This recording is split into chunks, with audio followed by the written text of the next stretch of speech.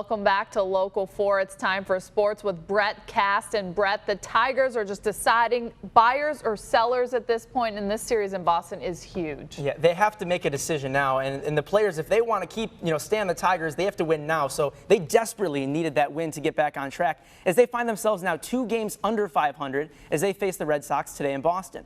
So we'll start off in the top of the first. It's Yoenis Cespedes. He gets the best of the knuckleballer, Stephen Wright, sends it deep to left. That's Yoenis' 15th of the year, 1-0 Tigers. Now move on to the bottom of the second. David Ortiz on second. Haley Ramirez grounds it over the head of Nick Castellanos. Ortiz has waved around third, but Yoenis Cespedes fires a strike to McCann, tags him at the plate, got him for the out. Keep in mind that for later, David Ortiz is a little slow, so it was a good day for Nick Castellanos. He drove in 3 runs with a double, and this right here, that's in the 6th inning, knocks his 9th homer of the year, but it should count as 10, 11, and 12 as he literally took it out of the ballpark. That made it 5-1 Tigers through 7.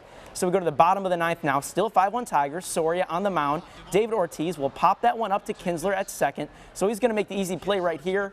Or not. Just let it drop right there and throw out Bogarts at second to put Ortiz at first because, like I said earlier, he's a little slow. Soria would go on to get the save as the Tigers, they win it 5-1.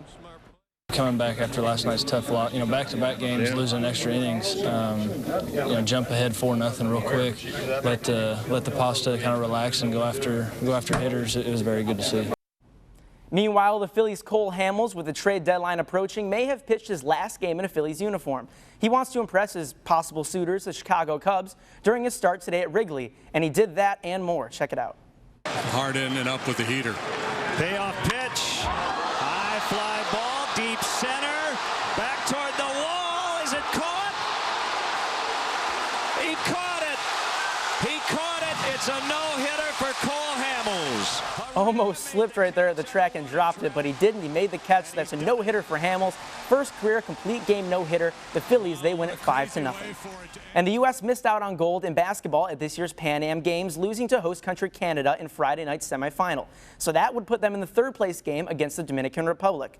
It's the first quarter, Dominican Republic with the early lead, and if you're a State fan, you might recognize this guy right here. It's Denzel Valentine going to the basket, off the glass, lays it in. He had 11 points in the game at 16-11 Dominican Republic. Go to the 4th, Bobby Brown behind the back, goes to the basket, puts up the floater. He got it. The USA makes a big comeback to take the bronze 87-82.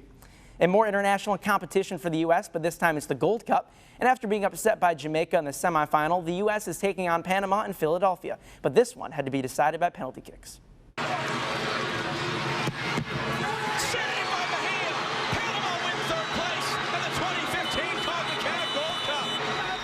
The U.S. was just 2 for 5 in PKs as they lose to Panama. It's the United States' worst finish in a Gold Cup since losing to Colombia during a shootout in the 2000 quarterfinals.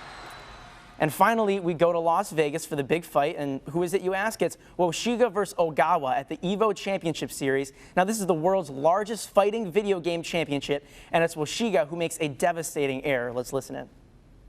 But Woshiga thinks it's over! Somebody won the last round! And Ogawa doesn't care! He still got 65%! Oh my God! Woshiga, no! Woshiga, not like this! What are you standing up for? Standing up for? Why? Oh my God! Absolutely stunning. That big mistake there, I think that's something that he might regret for the rest of his life. He's just sitting there in defeat as Woshiga goes, or Ogawa goes to celebrate and almost falls there a little bit, but he's just there to the big finish. That's just, wow, what a loss there. That you can't I'm a loss for words. The energy that they exhibited, those play-by-play guys, that's just... I'm not sure what I just watched. Yeah, that was the most intense fight they've seen in Vegas, seeing that Pacquiao Mayweather was the only other choice they had there. So, yeah. Because that guy just defends anyway. That was some serious offense right there. All right, thank you, Brett, very much, and stick with us on Local 4.